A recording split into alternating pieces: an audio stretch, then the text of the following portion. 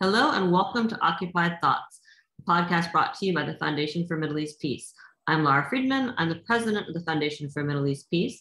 Today is November 9th, 2021, and I am delighted to have with me here Ubai Aboudi, who is the director of Bisan Center for Research and Development in Ramallah. Bisan Center is a Palestinian human rights organization that has been in operation for more than 30 years. And it is one of the 6 Palestinian NGOs that the Israeli government recently declared to be a terrorist organization, a designation that effectively outlaws all the groups, criminalizes their work under Israeli law, and enables the Israeli government to seize their assets, arrest staff, prohibit funding, punish public expressions of support and solidarity, etc., etc. With this terror designation, the Israeli government has escalated its longtime efforts to curb civil society and crush Palestinian organizations that document as well as ongoing violations of Palestinian human rights and seek to hold Israel accountable. So the foundation, people who follow our work know we've been covering this issue extensively since the day the initial designation was announced. We have podcasts, we have webinars. I recommend going to our website, www.fmep.org, and finding all of that. So now yesterday, on November 8th, a new story, a new wrinkle in the story broke with news that phones of several Palestinian human rights defenders were actually hacked. The phones were surveilled using software produced by the infamous NSO Group, an Israeli company that was recently blacklisted by the US government because its technology has been used by foreign governments to, and I'm quoting, maliciously target, unquote, human rights defenders, activists, journalists, academics, and others. So one of the Palestinians who was actually targeted, whose phone reportedly had this software on it, Pegasus, was Ubai. So we're gonna ask him about that, among other things, today. So Ubai, welcome to the podcast. I have a list of questions for you. So let's just first jump in. Can you first just introduce yourself and Bisan, your organization, for people who may not be familiar with them? You know, what does Bisan do? Whom does it serve, etc.?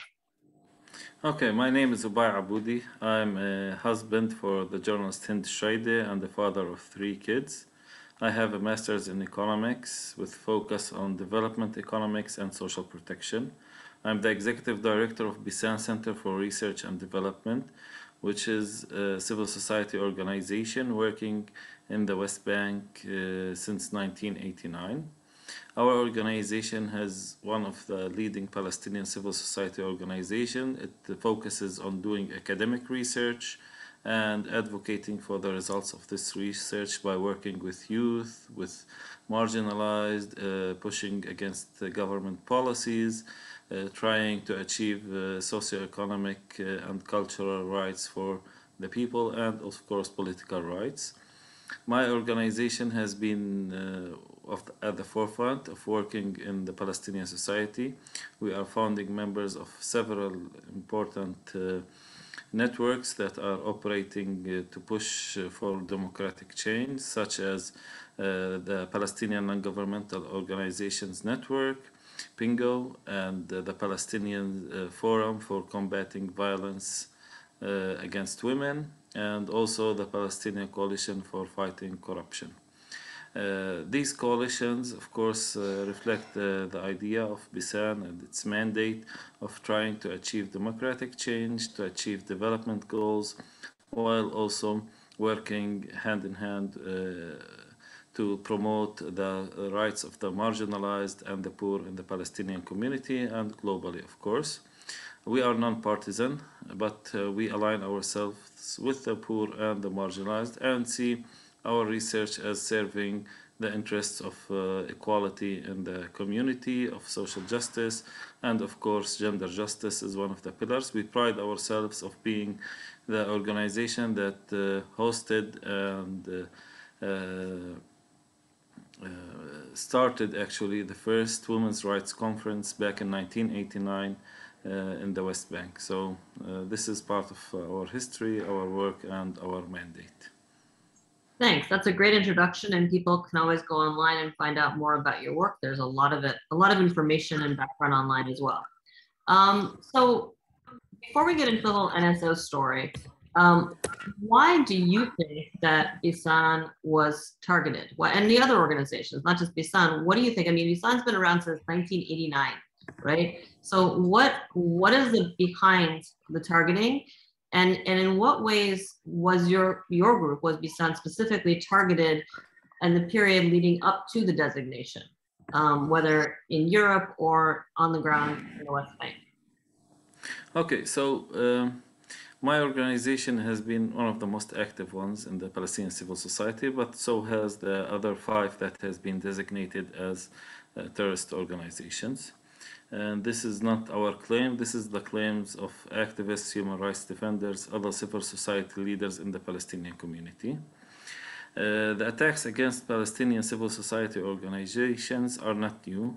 We have experienced raids, violations, arrests by Israeli occupation forces, smear campaigns by organizations, far-right organizations that are closely linked with the Israeli government, such as NGO Monitor. And these organizations are working to discredit us or to smear campaigns. For us as Bisan, the attacks are not new. I myself was arrested in 2019, first on administrative detention, then they coaxed up crazy allegations against me. And actually, my case was talked about in the report of the Secretary General to the General Assembly as a case of false prosecution. Even the judge, when in my case, has said that there is evidence difficulty in your case, but he nonetheless sentenced me. So when you're talking about the attacks on Palestinian civil society organizations, Palestinian civil society has been active since the 80s in documenting and exposing occupation crimes against the Palestinian population. This is on the one hand. On the second hand, some of the organizations have worked also on the steadfastness of the Palestinian people, such as OAK, Bisan, and the Union for Women's Committees. Others like Adamir is working directly in Israeli military courts, documenting and representing Palestinian political prisoners. Al-Haq is working on documenting human rights violations and closely working with the International Criminal Court also. Adamir is also doing that work. And Defense for Children International is solely working on the defense and the promotion of the rights of Palestinian children. When you're talking about this kind of attack, of course, the work we are doing as organization is culminating. It's building up. We are not working in the void. We're working according to strategic plans that are set for 3 to 5 year intervals and building upon these plans. And I think that these plans, the Israeli occupation is starting to feel the effect of our involvement, not just, of course, the 6 organizations, but the Palestinian civil society as a whole. Especially the war criminal Benny Gantz, because he has a vested interest in this declaration against the 6 organizations. He was the commander-in-chief of the Israeli army in 2014, and he was the Minister of Defense in 2021 with the atrocities, the documented war crimes against Palestinian civilian populations. In this kind of context, Israeli also occupation forces have raided our offices several times, not just Bisan, I'm talking about all of the organizations, and they were never able to have any kind of, let us say, evidence to prosecute the organizations, anything for our work. We are actually, our organizations are one of, Palestinian civil society in general actually also is one of the best highly governed and transparent civil society around the world. We are closely monitored not just by the Palestinian Authority but also by the Israeli occupation, by our donors. For example, Bisan has internal and external auditors. We provide reports to the Palestinian Ministry of Interior, to the Palestinian Ministry of Justice, and also to our donors on regular basis. So all of this scrutiny, all of that states that the organizations are operating according to international law and to the Palestinian law. This attack for us came on the 16th of October, because one thing leads to another. An employee of Al-Haq discovered that his phone has been hacked by the Pegasus software. On the 17th, they contacted us, informed us of this hack, and requested a meeting. On the 18th, Israel revoked the citizenship of Salah Hamouri, a lawyer and human rights defender, who's a dual national. Also, he's a French and has a Jerusalemite ID. And on the 19th, Benny Gantz signed the order of that declaring 6 organizations were terrorist organizations. Of course, through our understanding that this designation came and these attacks came as part of Israeli policy to cover up the human rights violations committed by using of illegal spyware of Pegasus. This Pegasus spyware is a vicious spyware. Just 1 second, sorry. Taking a break for children. 1 moment, please. Yeah. Yes. Okay.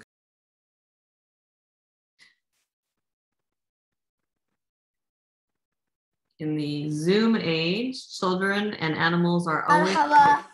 Hello there. يلا خلاص معلش اخلص. طيب. Okay, sorry for that. No, thank you. Okay. So the spyware Pegasus is a very vicious spyware.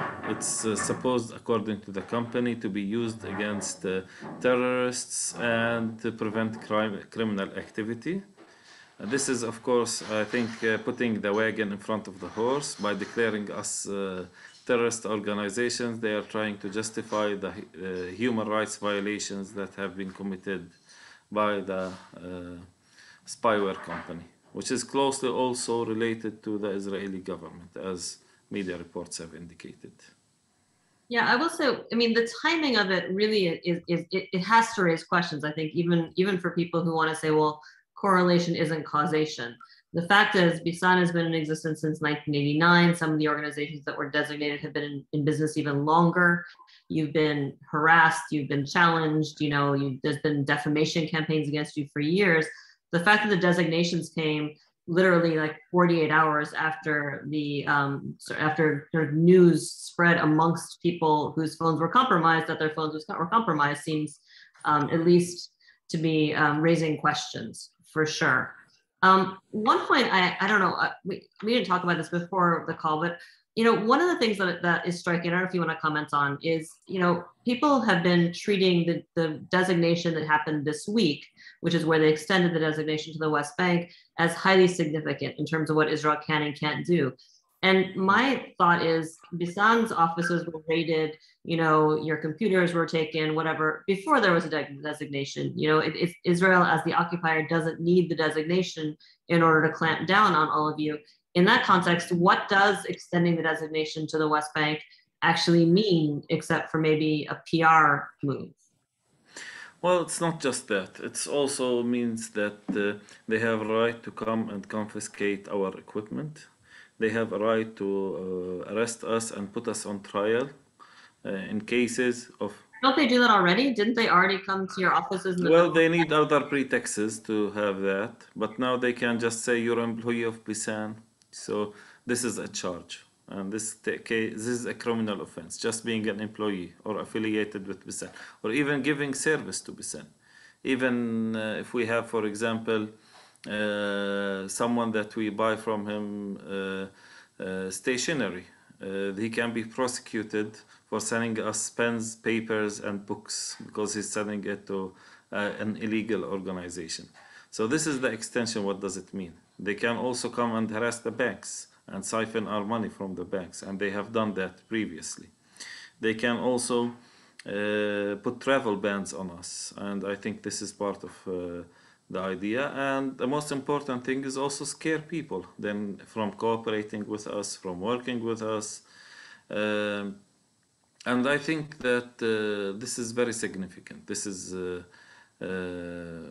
I don't believe that they're going to arrest everyone at the organizations, but I think that they might go to selected arrests, and this is a very dangerous policy.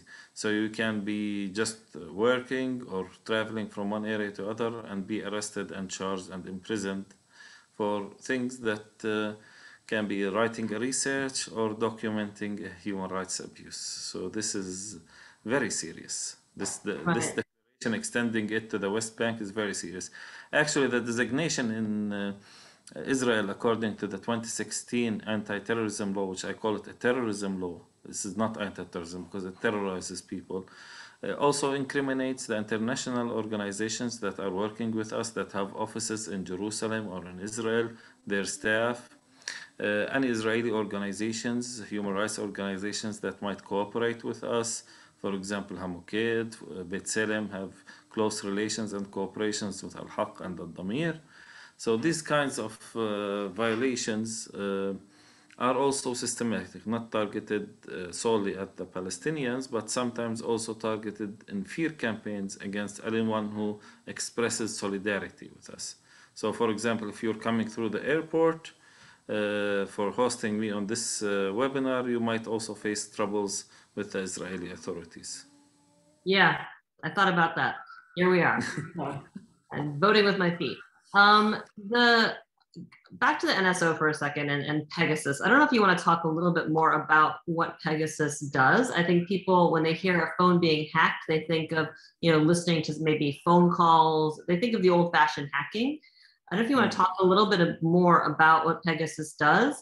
And as someone who was personally hacked by Pegasus, the kind of violation that represents, both personal and professional, because you use your phone to email diplomats, family, whatever. Can you talk about that a little bit?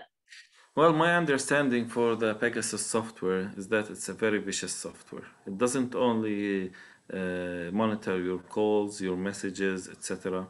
It also takes complete control of your phone, any passwords, any accounts you have on it.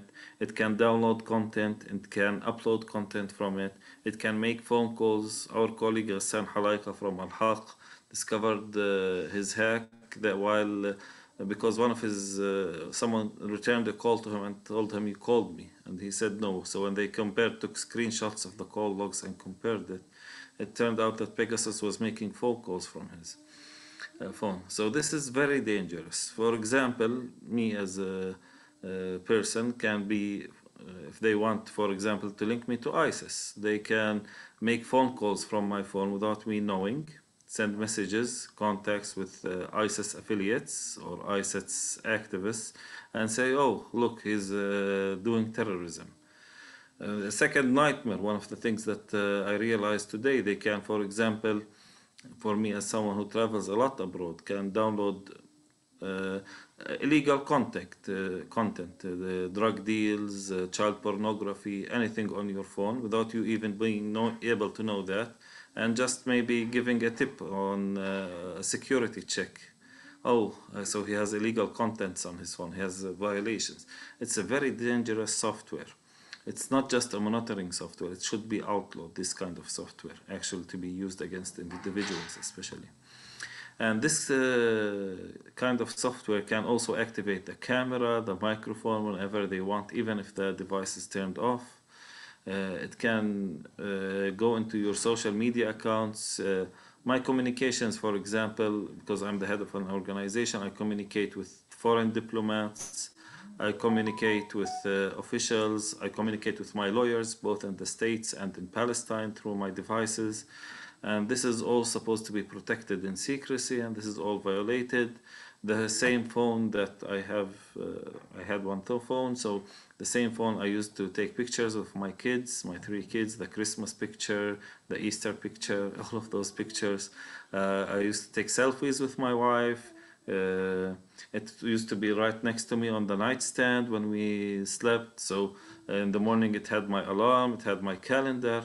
So it's very intrusive. So you don't know what kind of pictures they have taken, what kind of things they have recorded. I might be with my wife sitting and talking, You might be talking romantically or having problems as a couple, or to have, so everything, all of your privacy has been monitored, leaked, and stored somewhere on a company server without any regard for my safety, my privacy, my rights as a human being, my family's rights, even the safety and the privacy of the people that I'm communicating with. Because I'm a US citizen, I communicate also with the US Embassy. I have communications with them.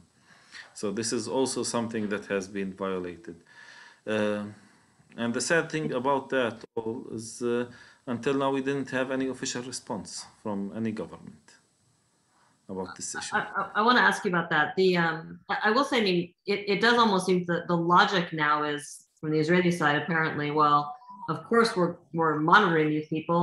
It's a terrorist organization. We've declared it after the fact, and therefore retroactively it's legitimate targeting them, which is logic that should be pretty chilling to human rights defenders around the world, right? That it's okay to monitor human rights defenders if after the fact you declare them to be doing things that are frowned upon legally. It allows the state to do whatever it wants. I want to ask you, and we'll end here. I know you're incredibly busy right now, and I really appreciate you taking the time. So you are a U.S. citizen, and I'm curious.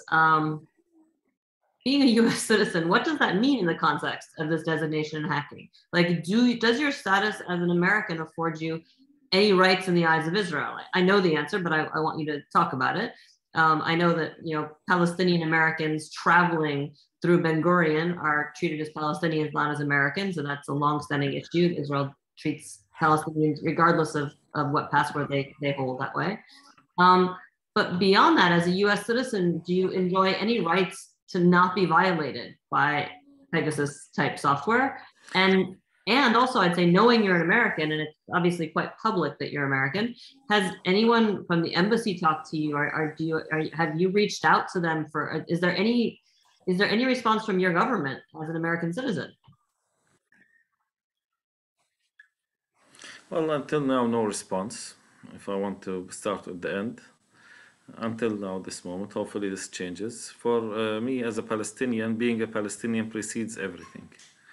You get your rights violated by everyone. I was arrested twice from the PA this summer for demonstrating against the murder of activist Nizar Banat, who was a good friend. Actually, if I can say this, I think it's also worth reminding people who are listening that the groups that were designated as terrorist organizations, all of them or most of them are involved in defending Palestinian rights against both violations of Israel and violations of the PA, just to be very clear here. And our voice is also high against the violations of Hamas in Gaza. So we just say that's a human rights violations, we also say it. We try to hold duty bearers accountable. And for me, I was arrested twice this summer. This did not give me any immunity by the PA.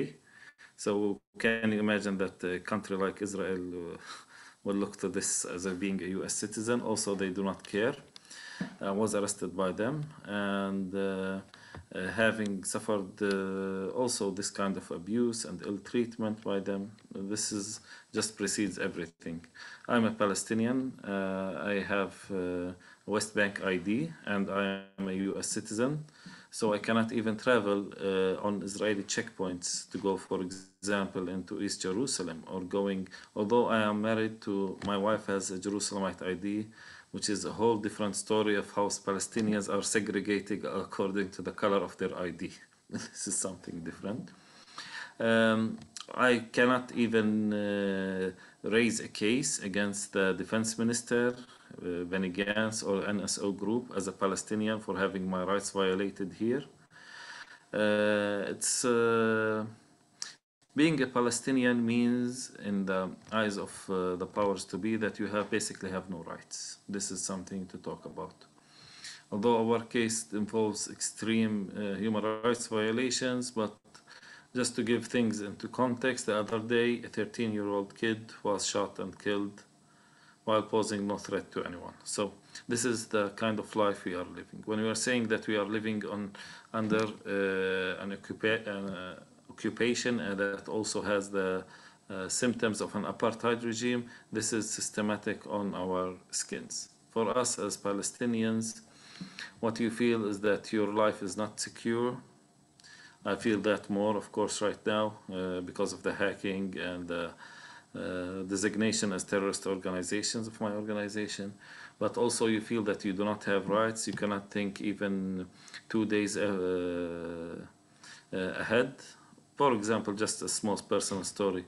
I was studying and planning to do my PhD to submit to try to go to the States because this has been a long-standing thing in the field of economics and development. I wanted to do it, but then these things came. You get arrested by the PA, and then you get designated by Israel. So it's quite crazy. You cannot even start planning your life 1 or 2 months ahead. And these kinds of violations also put uncertainty on the future of us as a family, on the future of the organization.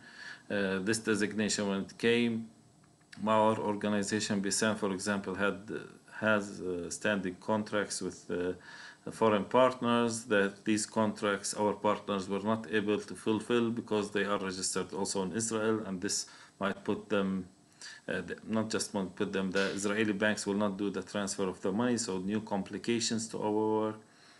All of this is quite just saying that you as a Palestinian do not enjoy any rights.